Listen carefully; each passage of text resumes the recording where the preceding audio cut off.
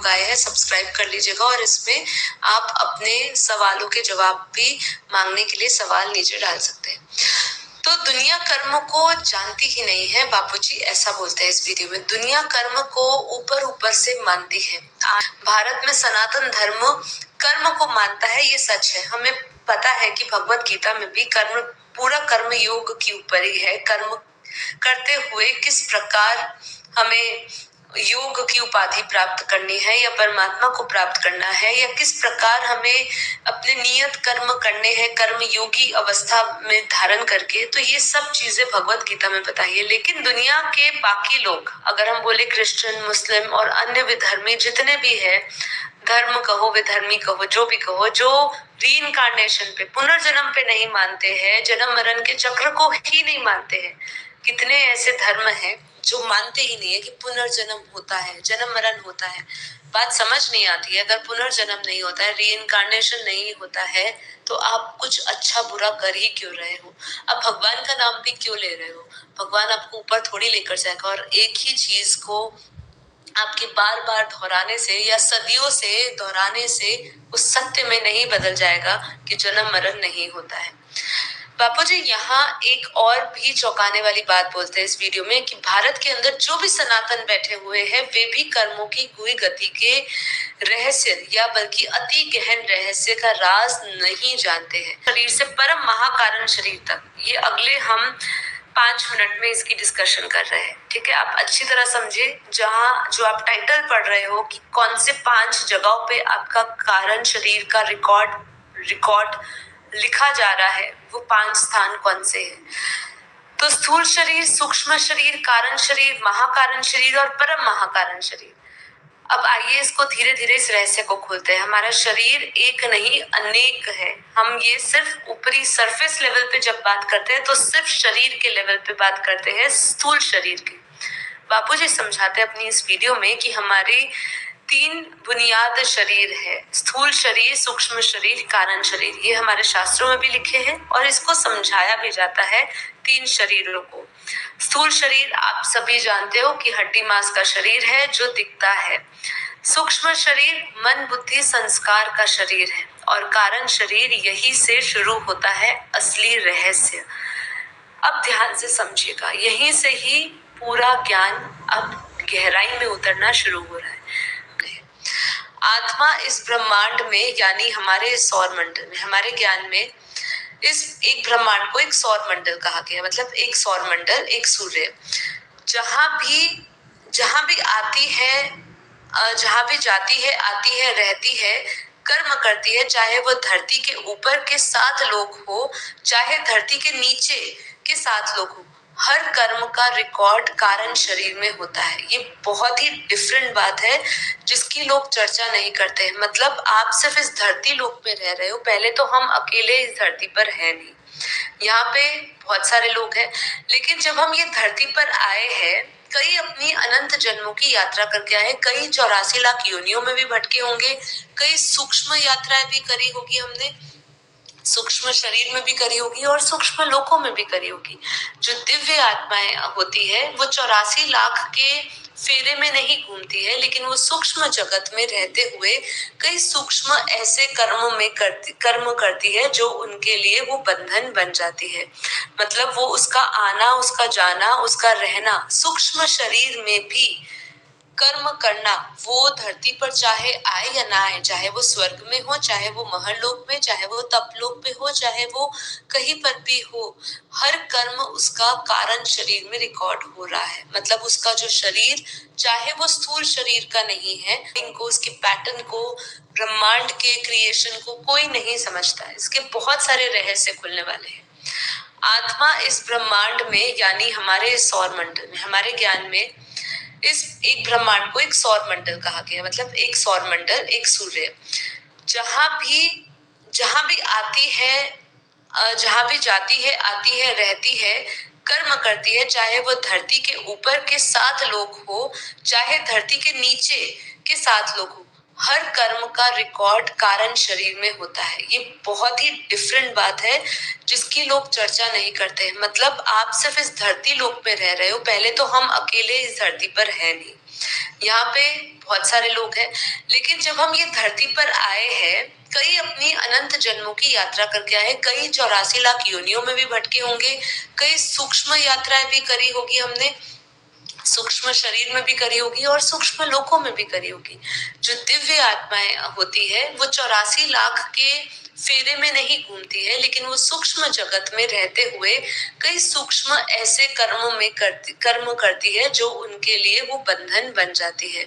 मतलब वो उसका आना, उसका जाना, उसका रहना सूक्ष्म शरीर में भी कर्म करना, वो धरती पर चाहे आए या ना आए, चाहे वो स्वर्ग में हो, चाहे वो महरलोक में, चाहे वो तपलोक में हो, चाहे वो कहीं पर भी हो, हर कर्म उसका कारण शरीर में रिकॉर्ड हो रहा है। मतलब उसका जो शरीर, चाहे वो स्थूल शरीर का नहीं है, आकाश, वायु, अग्नि, ये जो 3 तत्वों का जो शरीर है हमारा, जिसको सूक्ष्म शरीर कहते हैं, और उसमें भी जो कारण शरीर है हमारा, जो आकाशीय तत्व का है, आकाश तत्व का है, वो सब चीज रिकॉर्ड कर रहा है।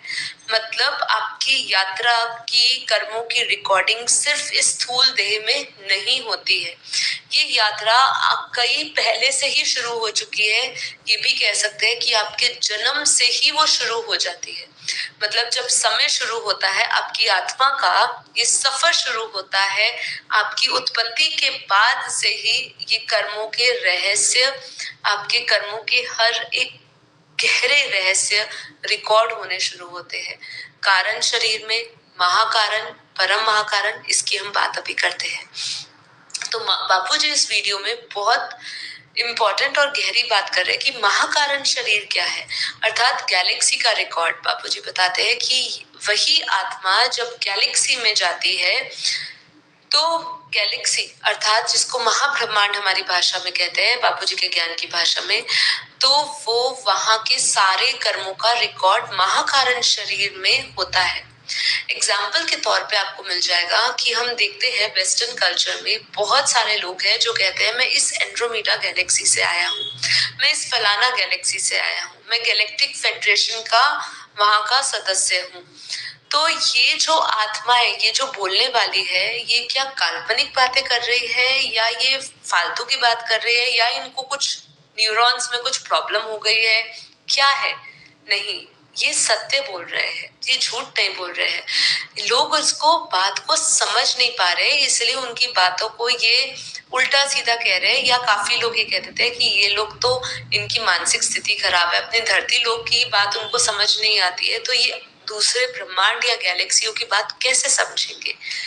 इनके अंदर इनके महाकारण शरीर, क्योंकि अगर कोई गैलेक्सी से आई है आत्मा, तो यकीनन उनका महाकारण शरीर होगा, क्योंकि हम जिस डायमेंशन में जा रहे हैं वहां पे शरीर बदल रहा है। इसलिए शास्त्रों में एक लाइन भी आती है, यथा ब्रह्मांडे तथा पिंडे, जैसा ब्रह्मांड वैसा पिंड, जैसी आत्मा जहां से आई है वैसा ही शरीर उसका धारण वो करती है। अब वो जब वापस लोक में जाती है, अभी वो आत्मा जरूर से स्थूल शरीर धारण करी हुई होगी। कई आत्माएं आकारी और साकारी रूप में धरती पर आई हुई है।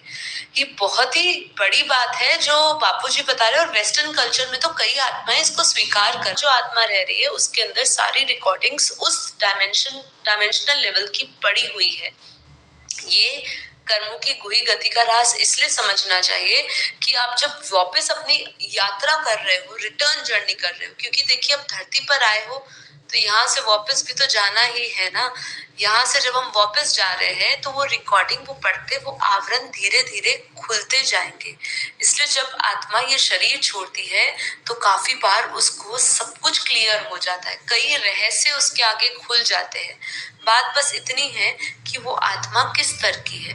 अगर वो आत्मा इधर ही भौतिक बुद्धि के लेवल पे इधर जड़ बुद्धि की है, या जीव बुद्धि की है, या उसकी काम वासना इस संसार तक सीमित है, तो वो संसार में ही रहते हुए अपने सारे कर्म या अपना प्रेत योनि में या अपनी स्पिरिट वर्ल्ड में जिस भी तरीके का उसका स्तर है वहां पे घूमेगी।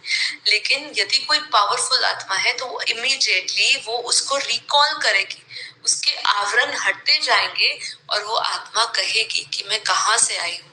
इसलिए कई पॉडकास्ट देखेंगे, कई PLR सेशंस देखेंगे जहाँ पे ये चीजें बोली जा रही है। मैंने इसलिए अपने एक वीडियो में भी बताया था कि एक बहुत ही बेहतरीन वीडियो आई थी हमारे सामने जिसमें उन्होंने एक PLR सेशंस के दौरान बताया था कि वो एक रेप्टिलियन है और वो एक ऐसी दुनिया से आ रहे हैं जहाँ पे केवल रेप्टिलियंस रहते हैं और उसको PLR सेशन में उसको बताया गया था कि तू एक रेप्टिलियन का बेटा है। उसका नाम भी बताया गया था, उसका आकार भी बताया गया था।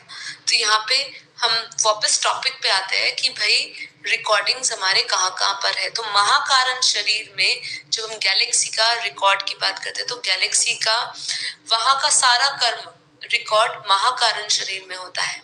इसलिए जब धरती पर भी आ जाते हैं और वो जब वापस जाने की इस जर्नी पे लगते हैं तो उनका महाकारण शरीर में पड़ी हुई रिकॉर्डिंग्स खुल जाती है, जिसको आप कह सकते हो एक काइंड ऑफ पोर्टल भी खुल जाता है आपके लिए। वो पोर्टल क्या है? वो आपकी रिकॉर्डिंग जो है वो खुल जानी होती है।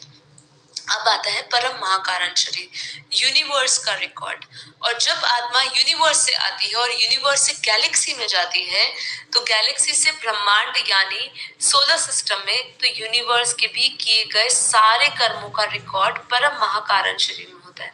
तो जब वो धरती पर आता है तो उसका परम महाकारण भी शरीर जो है वो सारी रिकॉर्डिंग्स धरती पर लेकर आई है। तो यूनिवर्स से आई हुई आत्मा भी उस पोर्टल को खोलती है, मतलब उस द्वार को खोलती है जहाँ पे यूनिवर्स के सारे उसने किए हुए कर्म रिकॉर्डेड है, जिसको बोलते हैं परम महाकारण शरीर।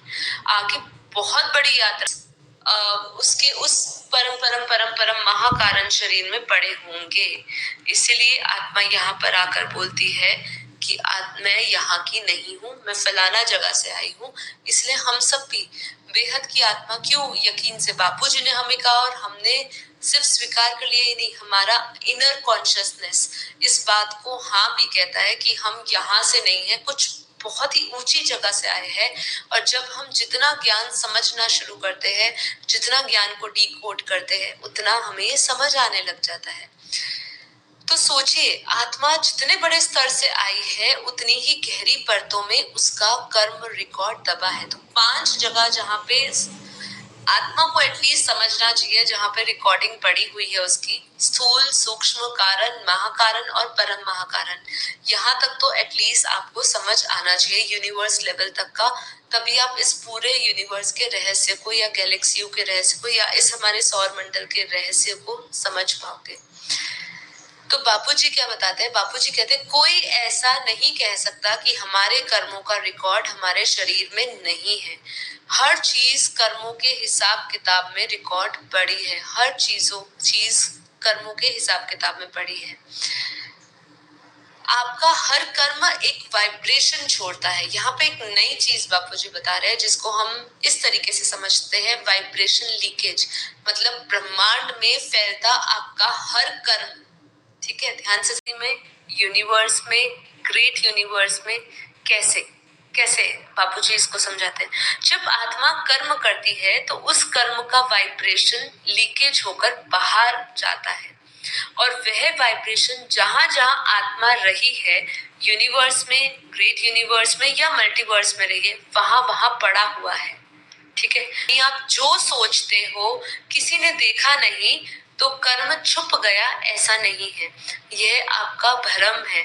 आपका कर्म एक तरंग बनकर पूरे ब्रह्मांड में अंकित हो चुका है, जिसे आकाशीय रिकॉर्ड्स कहते हैं, जिसको हम डिकोड करने की बात करते हैं। या कई आज आकाशिक रिकॉर्डिंग रीडर्स बैठे हुए हैं जो आकाशिक रिकॉर्ड को रीड करते हैं, जबकि उसमें भी बापूजी ने एक रहस्य खोला है कि वो आत्माएं स्वयं नहीं कर पाती है, उनको भी सूक्ष्म आत्माएं ये रिकॉर्ड पढ़ के बताती है। निमित्त बनते हैं, वो एक चैनल बनते हैं और वो आत्माओं के सामने उनके आकाशीय रिकॉर्ड्स खोलते हैं।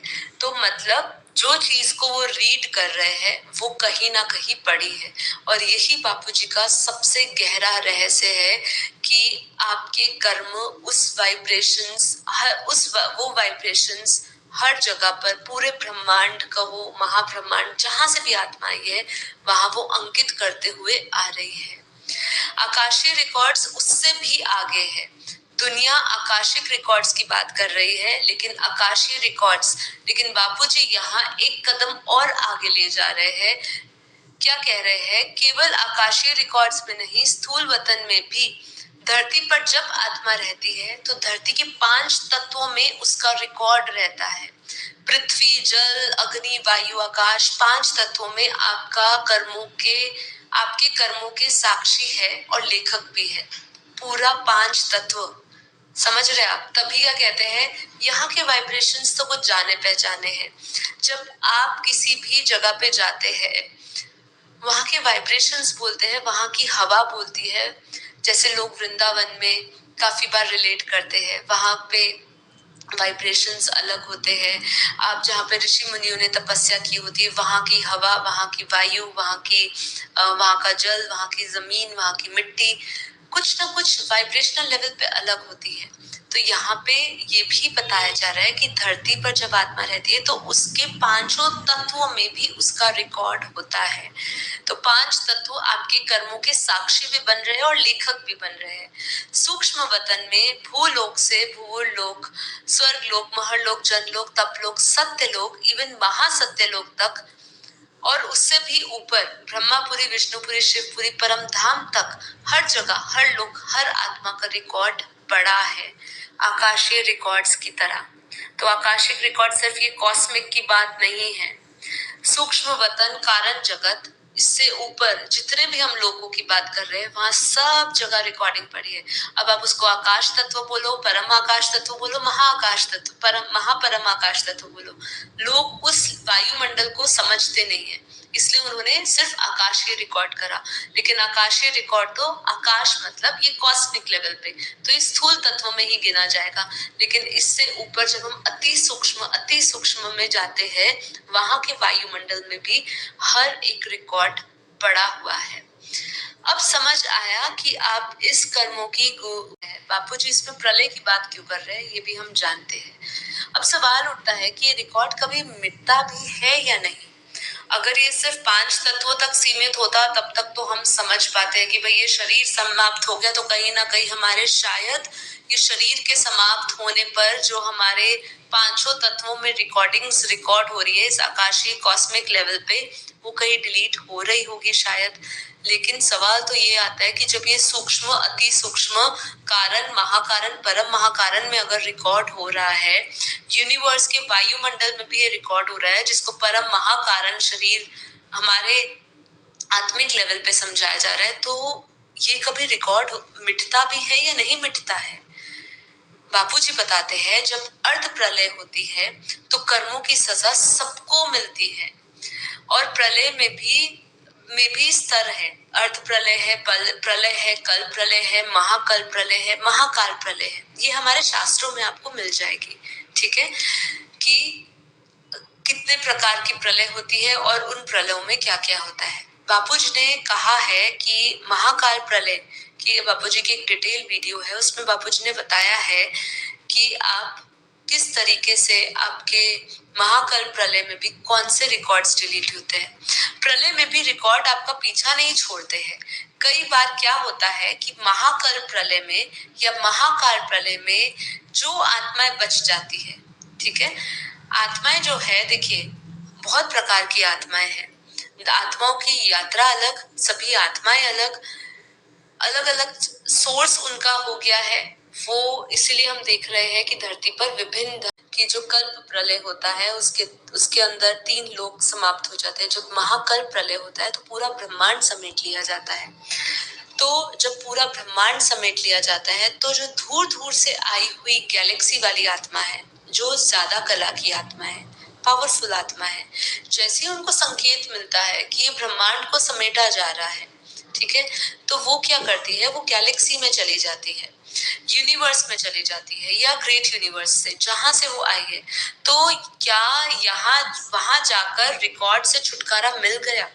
सोचिए, यहाँ से तो छूट गई, उनको संकेत मिल जाता है आत्माओं को, और वो यहाँ से पलायन कर जाती है, यहाँ से वो छोड़कर अपनी गैलेक्सियों में जाती है, या वो अगर यूनिवर्स लेवल की है तो वहां तक जाती है। आकाशिक रिकॉर्ड्स का डिलीट बटन है योग बल, ठीक है, कौन सा योग, इसकी चर्चा हमने कल करी है।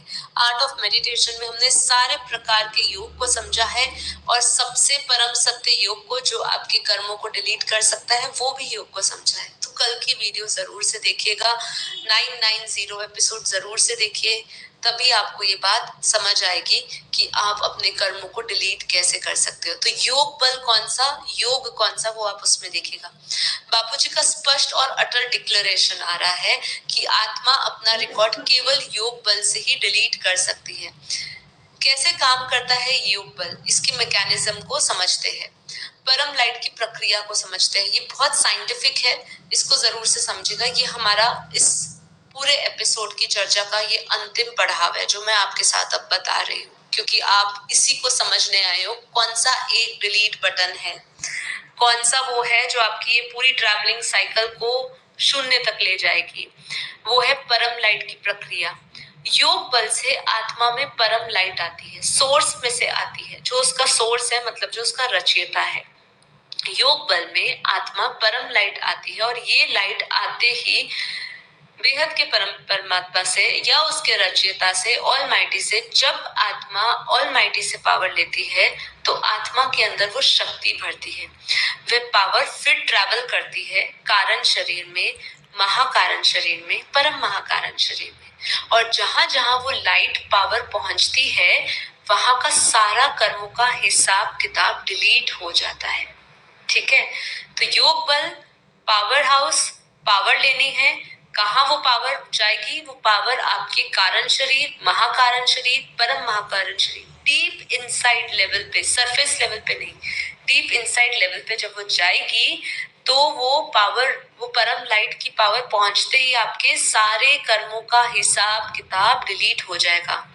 उदाहरण के तौर पे जैसे अंधेरे कमरे में लाइट आते ही अंधेरा मिट जाता है, वैसे ही परम लाइट के प्रवेश करते ही कर्मों का रिकॉर्ड मिट जाता है। बापूजी ये कहते हैं कि यह अति गूढ़ राज है कि पावर के बिना कोई डिलीट नहीं कर सकता है। इसमें सावधानी देते हुए बापूजी बताते हैं अपनी उस वीडियो में कि देवी देवताओं से पावर नहीं मिलेगी। एक ऐसी बात जो बापूजी बता रहे हैं जो पूरी दुनिया की आंखें खोल दे। ठीक है, वो कौन सी है कि दुनिया में लोग योग लगाते हैं, ध्यान लगाते हैं, लेकिन किससे, देवी देवताओं से। बापूजी कहते हैं देवी देवता मनुष्य बन चुके हैं और उनके पास अब पावर नहीं है। तो जब देवी देवताओं के पास पावर ही नहीं है तो वो आपको कहां से वो पावर देंगे। इस समय सिर्फ ऑलमाइटी अथॉरिटी, जो वो सुप्रीम सत्ता है, उसके सिवा पावर हाउस, पावर कहीं पर भी नहीं मिलेगी, क्योंकि किसी के पास इतनी पावर है ही नहीं जो आपके कर्मों की, आपके जो कर्मों की जो रिकॉर्डिंग्स है वो डिलीट कर सके। मतलब अगर हम सोचे गैलेक्सी की लेवल की आत्मा जो देवी देवताओं से भी कई पावरफुल होगी, क्योंकि वो कम से कम गैलेक्सी लेवल की आत्मा, बापूजी ने कहा जैसे वो 10 से 12 कला की पावर होगी, 8 से 12 कला की पावर के बीच की वो आत्माएं होंगी, महाशिव की कैटेगरी की आत्मा होगी। ठीक है, तो अब वो आत्माएं, सोचिए वो आत्माएं देवी देवताओं से पावर कैसे लेगी। मतलब आप समझ लीजिए जो हायर लेवल की आत्मा है वो लोअर लेवल की आत्मा पावर कैसे दे सकती है उनको, है ना। तो ये रहस्य को समझिए, अपनी यात्रा को समझने के दौरान ये समझिए कि आप किस क्वालिटी की आत्मा हो। मैं आत्मा हूं ये जानना केवल अधूरा ज्ञान है। मैं कहाँ की आत्मा हूँ, क्यों और कहाँ से आई हूँ, और मेरे परमात्मा कहाँ कहाँ है, उसको जानने के बाद ही आपकी इस यात्रा का अंत होगा।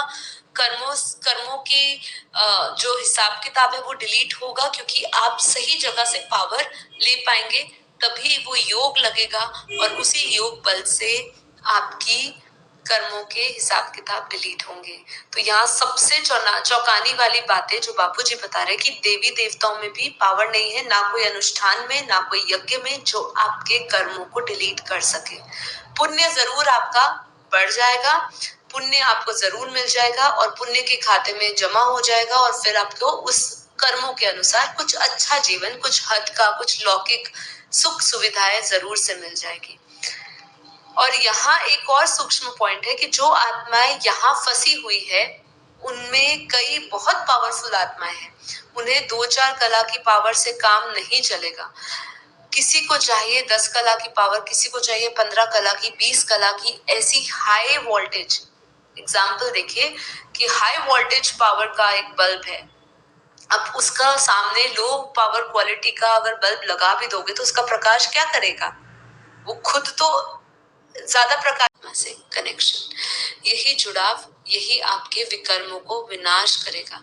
अब विकर्म विनाश के बाद क्या होता है, जब सारे विकर्म विनाश हो जाते हैं तब आत्मा हल्की हो जाती है, कर्मातीत बन जाती है, भावातीत हो जाती है, गुणातीत हो जाती है, और तब वह आत्मा निराकार के ऊपर जहां से आई है वहां वो वापस जाती है। यही है पूरा सोल जर्नी का रिटर्न प्रोसेस। अगर महाब्रह्मांड आकाश गंगा से आई है तो वो वहां जाएगी, गैलेक्सी से आई है तो गैलेक्सी में, यूनिवर्स से आई है तो यूनिवर्स में, वहां जहां जाने के लिए भी पावर चाहिए, पर